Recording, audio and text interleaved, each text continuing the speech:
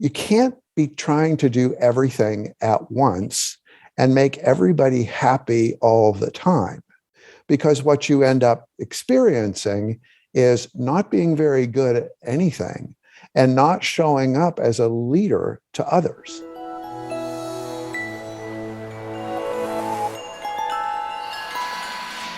Welcome back to the Faculty Factory podcast. I'm Kim Skorupski here at Hopkins, and I'm looking at Dr. Kevin Grigsby. Hi, Kevin. Hi, Kim. Hi, everybody else. How are you?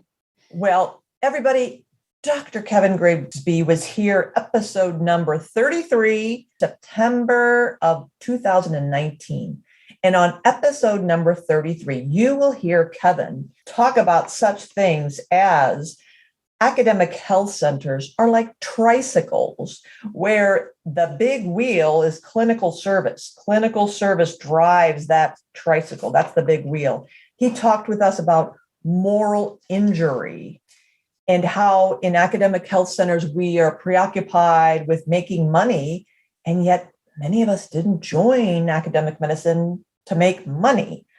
We talked about the language of business and how important it is for us to train department chairs. A really, really great conversation. And when I've been just talking to Kevin before we started recording here, and I have really admired and respected Kevin for years and years, a decade or more, going back to the AAMC, the Association of American Medical Colleges, Group on Faculty Affairs, even before the GFA existed.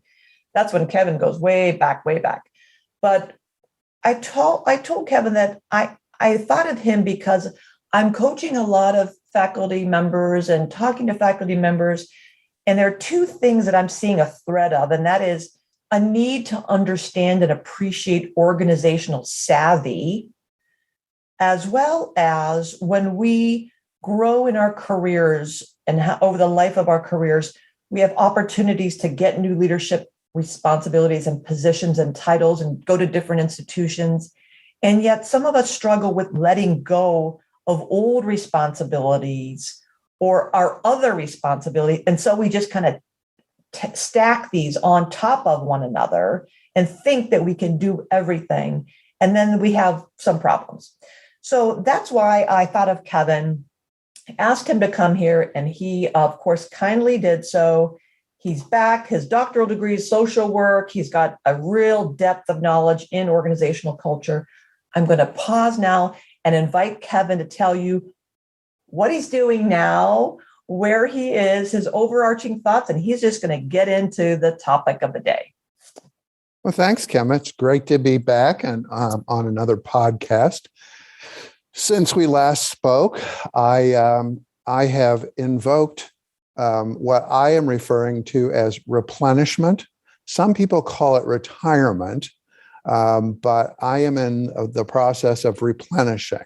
And what by that I mean, I don't consider myself as, no longer working because I am continuing to work. I'm continuing to pursue some smaller projects that individuals have asked for some help in academic medicine and science because I feel committed to these organizations. I feel committed to what I've been doing for really almost 40 years now. It's interesting that you bring up the topic of organizational savvy.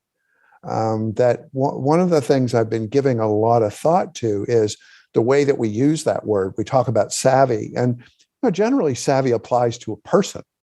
It's a person that has practical knowledge and ability. And we say that they have savvy, but when you take it to the next level, and I don't want to be too anthropomorphic, but there are organizations that seem to have more knowledge and are better able to navigate the twists and turns of what our larger organizational culture of academic medicine and science is experiencing. One of the things that I think is key in that is having leaders who are persons who have savvy, who are able to lead and essentially create followership. Now, people say, "Oh, what do you mean followership?" That's, we're all physicians, we're all leaders. And the answer is, I agree, we are all leaders. At the same time, we're also all followers. There are many, many leadership academies out there. You can find them all over the place.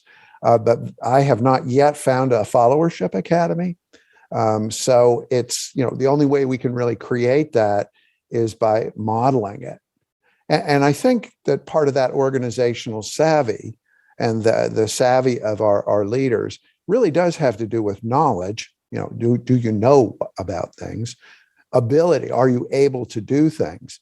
But there's also something else there, and that is showing up as a leader for others. It's leadership presence. Okay. Now, how does that relate to this idea of letting go? If you want to be a good leader and you want to know, to do, and to be a leader, you can't be trying to do everything at once and make everybody happy all the time. Because what you end up experiencing is not being very good at anything and not showing up as a leader to others. So when I've been coaching, especially department chairs, and sometimes deans and associate deans, one of the things that I try and teach them is that there's a time and a place where you have to take the position where it is, don't just do something, stand there. Rather than don't just stand there, do something. It really is about, wait, stop, think this through. And when I say stop, I think people, and I generally think of it as, being in the moment, that, you're doing something else. But it also has to do with the way that organizations create savvy.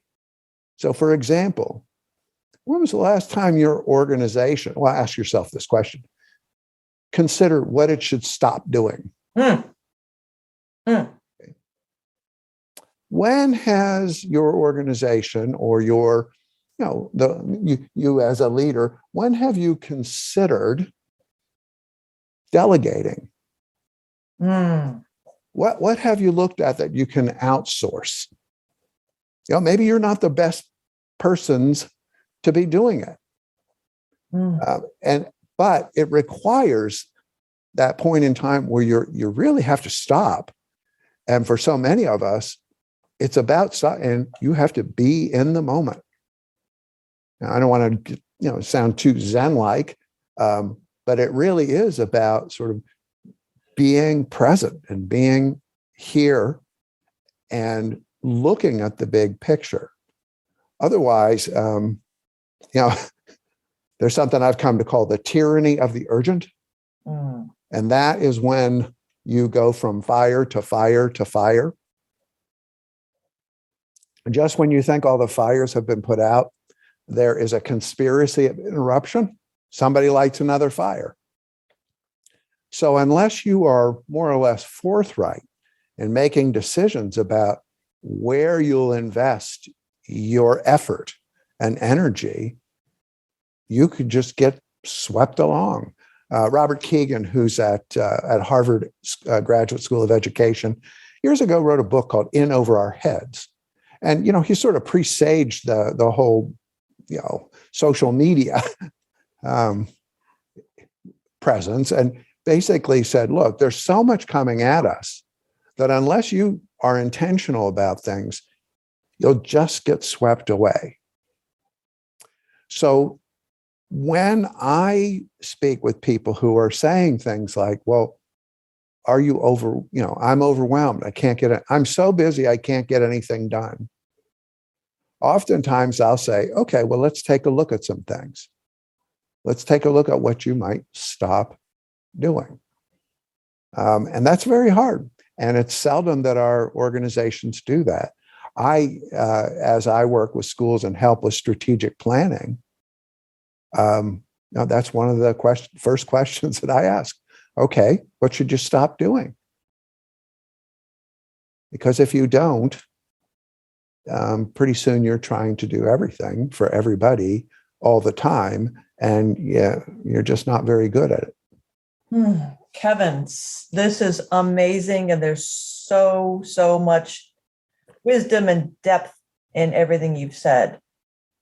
So can you paint us a picture, give us an example of either way, maybe a leader who how this will show up for them in practical terms. So help the listener envision what this looks like for a faculty member who is prey to the tyranny of the urgent, conspiracy of the interruption, and will say, as I call them, the yabbits. The yabbits are the yeah, but. Like they'll say, yeah, that sounds right, Kim. And yeah, time management is a problem for me. And yeah, I hear what you're saying. We should stop that, delegate that, outsource that. Yeah, but. So Well, a great place to start is with meetings. Okay. What have you noticed? I've heard just about everyone I know has said to me, now that we're working remotely, we have so many more meetings. And I've said, that is tragic because we probably need to have less meetings. We need to use meetings for what meetings are supposed to be. And they are for doing things like making decisions or coming to consensus rather than just sharing information. So I encourage people to do inventory. If you are in a leadership position, it may not be something that you can do on your own. You may need to get an administrative assistant or someone else to help you, but take a look at a week and look at all of the meetings, say last week, or even, because meetings cycle through, they're usually almost on a monthly, quarterly. Ideally, if you could do it quarterly, you could do it, you might have to do it annually. But look at all the meetings and start with sort of a hierarchy, the hierarchy of regulation. Okay. And that means, all right, what meetings do you have to have? Okay. If there is a meeting that is required by the JC, the Joint Commission, you have to go. If there's a meeting, an LCME type, you have to be. So first, catalog those meetings. Okay. The second are meetings where you find them to be of import. You feel it's essential that you be there, but there's no law or regulation, that mandates that. But you ought to be there, at least in your opinion, and probably in the opinion of many others. But go through that. Go through and start looking at all the meetings that you have to go to, that you want to go to. But then eventually you'll get to these other meetings. And those other meetings are something you should really take a look at. Is it worth your effort to be there? Okay. So that's step one, is sort of inventory and say, okay, what can I stop doing? The second thing is to look at frequency. How often are meetings happening? You and I have been on that committee where we met for an hour last week. We talked about something. We didn't do anything. We met again this week and we talked about the same thing. And that's because we were stuck in the knowing-doing gap. And the knowing-doing gap, you can find this in the literature, the business literature. It's an interesting phenomenon. As level of education goes up, the tendency to do it goes up. And that's when you make the mistake of thinking that talking about something is the same as doing something. Oh, the bane of my existence, the people who insist on, let's have a conversation. I always that's nails on the chalkboard for me when someone says, we need to have a conversation.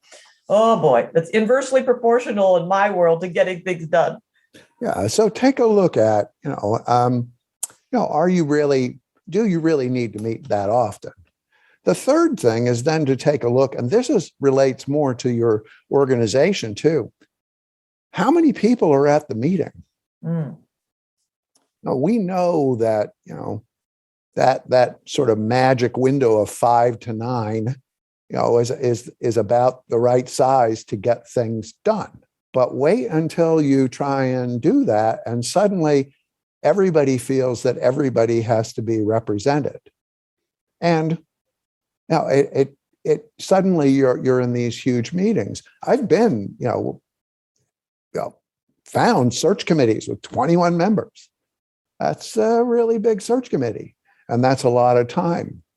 If you want to do something interesting, have your business manager or calculate the burn rate. What does it cost for you and all those other people? Take a look at salary, benefits, et cetera. What's it cost to have that meeting? Okay. So that's one way to do that. When you've kind of done that inventory, the next thing to do is to go back through your calendar and moving forward in time, start recognizing which meetings you're not going to attend or which meetings don't really need to happen at all. And then, of course, there's always improving the performance at meetings, improving meeting performance. And actually, Jen Schlenner, who's the chief of staff at the AAMC, does a great workshop on how to have a meeting. And so those are the kinds of things that I suggest when people are feeling overwhelmed. Well, the problem is that often when I say that, they will say in response, well, where am I going to get the time to do that? In general, I think the better question is, why have you not yet done that? Because that really is an important part of being a leader, is not allowing yourself to be buffeted about by the wind, the rain, the flood, the current, and instead being forthright and being intentional in what you do. Kevin, how can you guide us in getting over that concern or worry about how people are perceiving me as a leader if I'm not paying attention to all these details, all these meetings, not coming, that dean or that department director isn't coming to my meetings or doesn't seem to know what's happening in this lab or that lab. So from the leader's perspective, I sometimes feel that they think that they need to do all these things, lest the people view them as being a bad leader because they are not caring about these things. So I guess the question is, what can we do to shore up the confidence in new leaders or existing leaders to realize how people perceive you? Maybe you shouldn't be necessarily preoccupied with that. I don't know if I'm being clear. Do you kind of get what I'm trying to say? Well, I think what you're saying is, how do you create leadership presence? How do you show up for others without having to be at every single meeting? And the way that happens is by, for one thing, creating an administrative strategy. Do you have persons to whom you are delegating certain aspects? And those things should happen. For example, do you have in the way that dean's offices are organized? What's the strategy? Is it by function? Is it by mission? Don't forget what dean means. The word dean comes from decanal or decade, meaning leader of 10. Okay. What's most important for that dean is to show up and lead those 10 who are going to then show up as leaders for others. But having an organizational strategy as to how that plays out is really important. I think, as I've worked with, and I counted them as I was approaching my period of replenishment, I have now worked at the division, department, or school level with 85 LCME schools and some osteopathic schools as well. So in working with those schools, one of the things that I found is that so often the dean's office infrastructure has been created sort of by tradition. It has been there to, things have happened over the years. And so you find things like proliferation of assistant deans, where it isn't really clear what their dean function is. Oftentimes you find they may have been given that title as a retention Other times you find honorific persons, a senior associate dean for clinical research, but there's no budget and there's no personnel. So it's these kinds of things. So one of the things that's important is to really examine the dean's office and saying, okay, how's this going to make sense? And how is this going to help us get the work done? So when there is no doubt that every dean, every associate dean, and every department chair, there is somebody who is ready to fill your schedule fuller than it can be. And so being very strategic in the way that you accept meetings, in the way that you structure them, and the way that you delegate and also to outsource. So let me give you an example of outsourcing. One of the schools that I work with had a department of orthopedics, and over the years they had a division within it of prosthetics. They created prosthetics and for their patients. They weren't doing research. There was no training program involved. They were just an in-house shop. Well, what we found when we took a closer look is that the patients waiting to get an appliance, it was longer than they could, than in the market, than out, using an independent contractor. And we also found that the quality was better by these sort of private contractors. And what happened is to say, is this something we really should be doing? It wasn't a question of, is this UBIT, unrelated business income and subject to taxation? It had a quasi, business relationship that was reasonable because they were providing these appliances only for patients. They didn't give them. Well, what it turned out is that upon further examination, one of the companies actually said, look, why don't you let us do it? We'll lease the space from you. We'll hire all the people that work there, and we'll turn it around. Okay, well, the school stopped that, and now there's another enterprise that takes care of that. That's one of those examples of kind of being fearful of stopping it when that should have happened a long time ago. That's a great example, Kevin. And it's making me think of the whole pandemic when many people were pushed home to work from home. And then here at Hopkins, we had late summer of 2021, a return to work. And then there's a little bit of pushback by some groups, especially some staff, who after, a year and a half had figured out that this working at home was working out for them. It was better for their childcare situation. It saved commuting time. It saved gas and parking money and lunch money. And really, they were able to fit in a lot of, after school care issues. And they said, well, why do I have to come back? I've demonstrated my efficiency and actually increased productivity staying at home.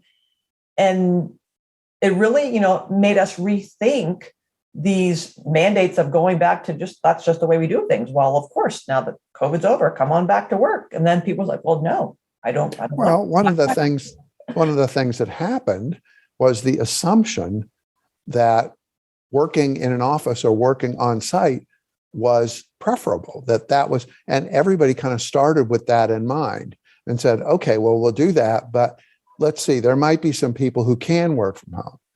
The organizations, if you go to the literature and look at the business literature, the organizations who are having the most success start with the idea, okay, let's start with the idea that everybody can work remotely and then work our way back. Mm-hmm. And there are some people that, some functions, et cetera, where you can't do it remotely. Or if you do it remotely, you get a product that isn't as good. Mm-hmm. I'll give you an example of that from my own work. One of the things that we do, and I did at the AAMC, was to work with organizations by going on site and immersing ourselves in the culture, a true sort of ethnographic approach. And it allowed us to really get a feel and oftentimes hear what was unspoken and see what was unseen to many of the persons there. Well, when we could no longer do that, we had to adapt. And we adapted our strategy and used a mechanism by having open-ended conversations with lots and lots of people, looking for things. And we were able to do some of what we did, but not all of what we did. And so, ideally, there's probably part of that can still be done remotely. But there's another part of it, another element that really can't. You really can't do it. It's ethnography by proxy. Mm-hmm. I'm not sure that's going to work because, in many ways, the person the ethnographer is the instrument. Mm-hmm. So being in the culture, and so you can see things like the way that people nod to one another and who they nod to and things like that. What I'm hearing is a reminder in my head to test assumptions, test our personal assumptions. It's kind of the root of all communication and misunderstandings, right? Is I make assumptions about you and about myself and about situations, but also organizations making assumptions of how a dean's office should be organized, how a department should run, how this lab should work. So to me, that is this, any big moments or seminal events are opportunities to, as you gave the examples of outsourcing, delegating, stopping, let's pause a moment. Let's rethink where's my start line? What assumptions am I making? And maybe let's step that back and rethink. Just because we do things this way, or just because my predecessor did something this way. Yes, don't throw the baby out with the bathwater. Don't necessarily have to upend everything, but take moments in time to test what if, what else, what's another framework or lens of looking at something. I think that's great.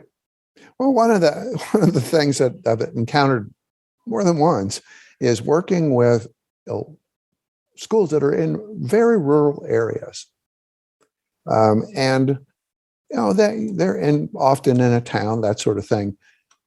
But there's a surplus, not a surplus of land, but there's plenty of open space. But the organization charges employees for parking. Okay. It creates real cognitive dissonance for the employees because it's like, well, wait a minute. There's all this place to park, but I got to pay to park.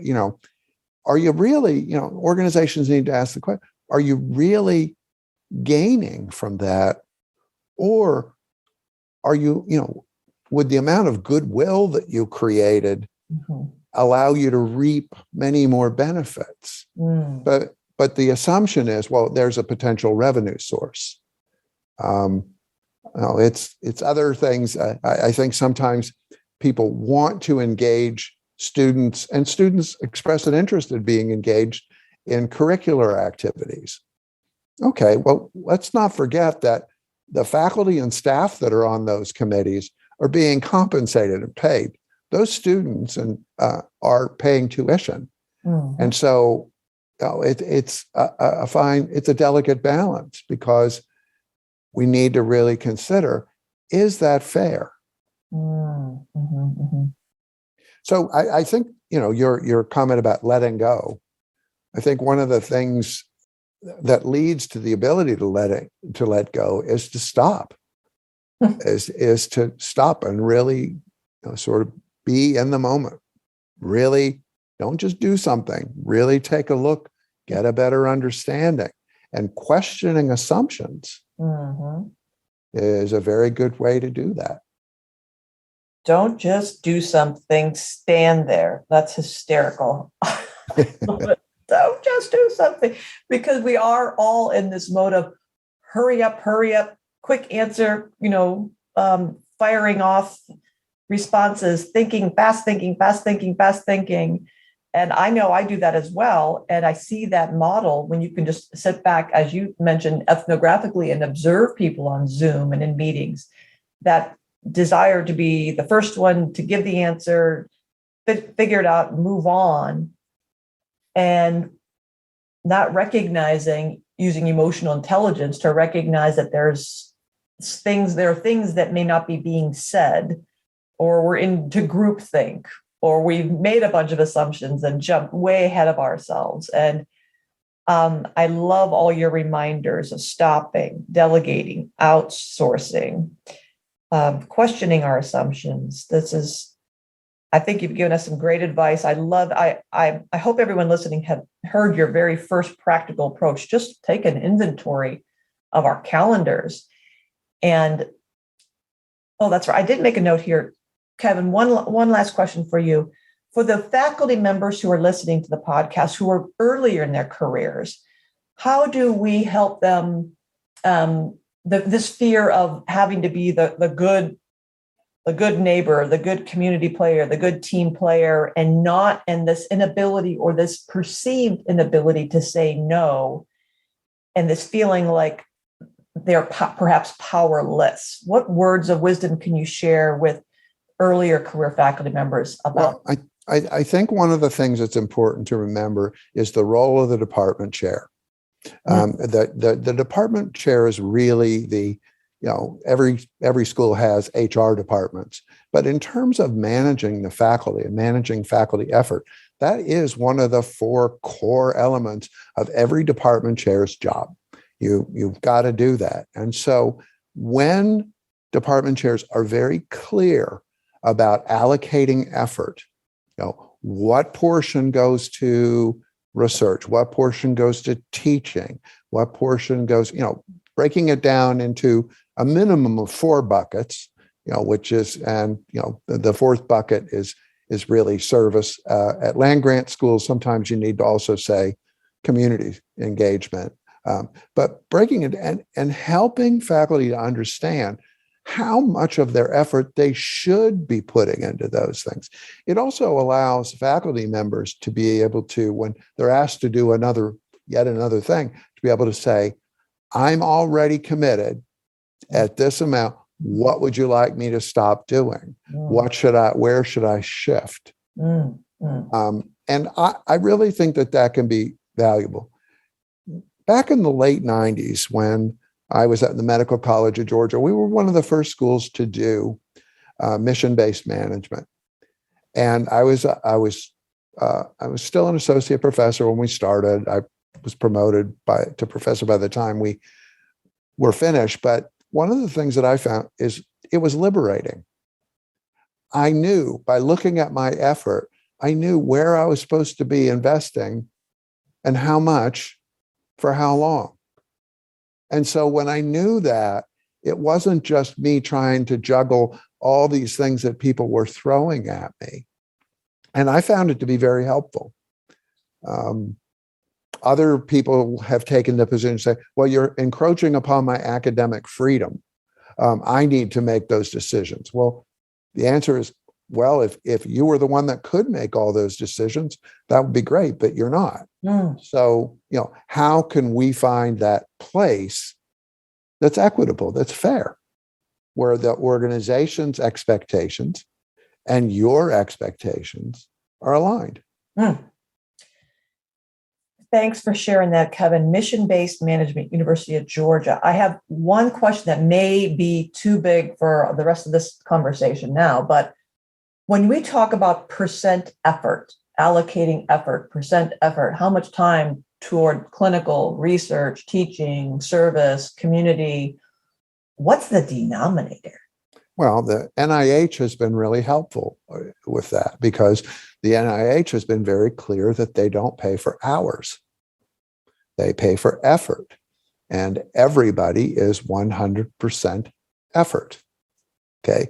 So we have, and if you go and talk to our colleagues with the Standpoint surveys, when they do the surveys, they look at the number of hours, okay, and translate it into effort. And what we see is that it's pretty well defined overall. And it varies from school to school, but it's in the 55 to 65 hour range. But for some, that's a mean. I mean, for some it's more, for some it's less. Mm-hmm. But it's how much can you get the work done? Mm-hmm. What does it take to get the work done? At times, I think it's also very uneven. There are weeks where things are pretty light, but then there are those weeks where things were terrible. One of the big issues for during the pandemic is it upset everything. Mm-hmm. And people were working an inordinate number of hours. And essentially, it'd be different if it was an assembly line or something, but it wasn't. They were saving people's lives. Right. If you're going to invest more effort and save people's lives, well, that's pretty much the right thing to do. Yeah. But that's in a pandemic situation.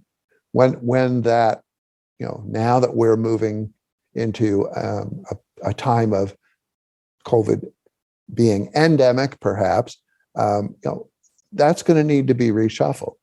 At the same time, we also see the ill effects, and we talked about this in the last podcast, of moral injury, around when people are asked to do things that they know are not the right things to do, but they have to. So maybe that's too not specific enough of an answer. No, I think it is, because we are, at Hopkins, we're talking about effort. And what does that mean? Is it these maybe new reporting modules that staff are being asked to complete for faculty, and faculty are saying, well, it's just, the weekends that my hours between midnight and 4 a.m. are the only times I can do my research, and trying to accommodate where we're going and traveling and what work we're doing and when we're doing it. And somebody on the chat said, well, I guess back to the old punch cards, punch in and punch out every time we do something. It's well, if that is the case, then I think perhaps the Department of Labor needs to get involved, because we've become hourly employees. Mm-hmm. And there is a cap on hourly employment. It's 40 hours. Mm-hmm. And when you get above that, you're entitled to time and a half. So, I mean, it's a conundrum. Right. At the same time, we create a lot of problems with it. So, for example, Bill Mallon and I, my colleague and co-author, Bill and I wrote 3 books over the last 4 years. Okay. I would say that of that writing, the majority of it was done on airplanes. Okay. So was I traveling or was I writing a book? Right. Right. That's the, yeah. That you're exactly right. That is the conundrum, because that's a whole other podcast episode, but I see the fatigue of our faculty. I see the extreme stress and anxiety, and how do you have to then justify every moment of being awake and what you're doing? And if we have to add another layer of then having to justify the time, and when are you actually doing that work on driving? Are you driving home, or are you dictating? Or it's a lot, and that does contribute to, as you talked about in episode 33, in the moral injury. So fascinating. Well, you've given us a lot of great things to think about. As always, this is Kevin Grigsby in his replenishment season, and I love that so much. Kevin, where can people find you? How can they get in touch with you? I'm hiding. Actually, I'm no longer on LinkedIn, and I'm not on Facebook. I have decided I've been a long time Twitter quitter, and I've never been on Instagram. And one of the reasons is because that was too much. It was too much to keep. It was something that I didn't have to do. and I stopped doing it. However, I'm pretty easy to find on Gmail. And also, the AAMC knows how to find me should someone want to talk with me. So. Very well said. And you are a person who leads by example. Friends, you've been learning a lot and hopefully have a lot of great ideas from Dr. Kevin Grigsby, one of the leaders in our field. Why don't you consider doing an inventory of your meetings and think about what you can stop doing, what you can delegate, and what you can outsource. Kevin, thank you so much. Thank you. I hope the podcasts continue and that everyone is enjoying them. Thank you. It's great of you to do this. Thanks. Thanks for tuning in to Faculty Factory Podcast. The mission of the Faculty Factory is to build and support a community of leaders in faculty development who share tools, resources, wisdom, and encouragement in service to our faculty members, schools, and institutions. We encourage you to go to facultyfactory.org to find out more. Get in touch with me, ask me any questions. Maybe you want to be interviewed on the podcast. Thanks for tuning in to Faculty Factory Podcast. We'll see you next time. The Faculty Factory podcast and website is sponsored by the Johns Hopkins University School of Medicine Office of Faculty. For more information, visit facultyfactory.org.